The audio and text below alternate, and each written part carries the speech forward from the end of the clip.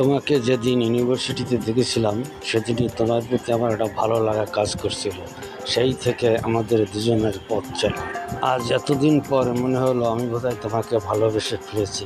শুধু ভালোবাসা নয়, তোমাকে এক মুহূর্তের জন্য হারাতে চাই না। তোমাকে ছাড়া আমি এক মুহূর্তও থাকতে পারবো না, সারা জীবন তো দূরের কথা। দেখেছো প্রজাপতিগুলো কি সুন্দর উঠছে, ঝলমল ঝলমল করছে, তাই না? ওদের দেখতে অনেক সুন্দর লাগছে। ওদের থেকেও হাজার গুণ বেশি তোমাকে ভালোবাসি। তুমি আমার কাছে হাজার গুণ, লক্ষ গুণ শুনো। আগামী কয়েকদিনের মধ্যেই তুমি আমার বাসায় প্রস্তাব পাঠাও। আমার বাবা মাকে রাজি করার দায়িত্ব আমার।